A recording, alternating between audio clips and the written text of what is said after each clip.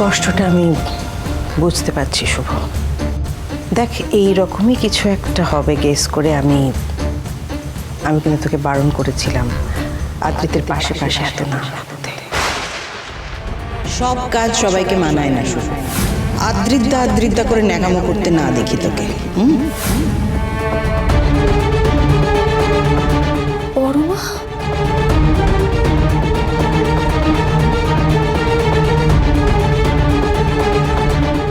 নেই, চোখের জলটা মুছছে। দেখ শুভ, এত বছর ধরে তোর বাবা, শুধু তোর বাবা কেন, তোদের পুরো ফ্যামিলি আমাদের বাড়িতে আছে। তোকেও আমরা ছোট থেকে দেখছি। তোকে বাড়ির সবাই খুব স্নেহ করে, তোকে নিয়ে সবাই ভাবে। এ বাড়ির কেউই চায় না তোর আর তোর বাবার কোনো রকম অসুবিধে হোক, আর আমি তো নয়। আমি বলি কি, এই এত ভুল বোঝাবুঝির মধ্যে না তোকে আর তোর বাবাকে থাকতে হবে না। যেখানে যেখানে আসলে তুই কিছুই নোস।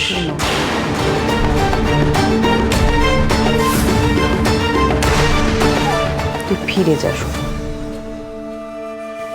দেখ, তোকে তো একাই ফিরতে হবে, কারণ চক্রবর্তী মশাইকে তো আদ্রিতের বিয়ের জন্য প্রয়োজন। তোকে যে এমার্জেন্সিতে ডাকা হয়েছিল সেটা তো মিটে গেছে। টিকিটের টাকা নিয়ে তুই ভাবিস না, আমি টিকিট কেটে দেবো। এমনিতেও তো তোর রিটার্ন টিকিট কাটতেই হতো। তার চেয়ে বরং একটা কাজ তুই কর, তুই প্যাকিং করতে শুরু করে দে।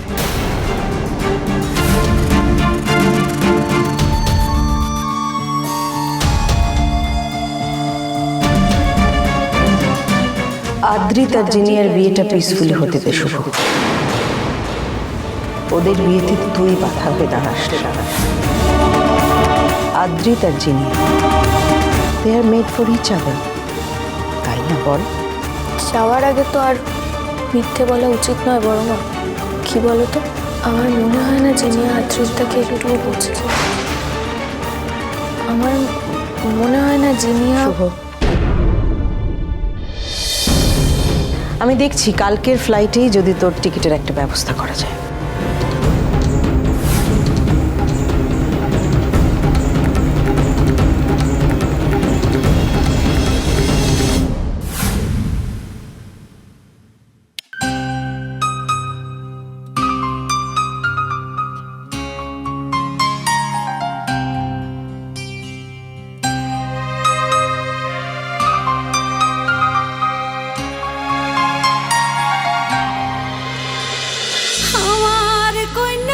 গৃহপ্রবেশ সোম থেকে রবি প্রতিদিন রাত 8:30টায় স্টার জলসায় ও ডিজনি প্লাস হটস্টারে।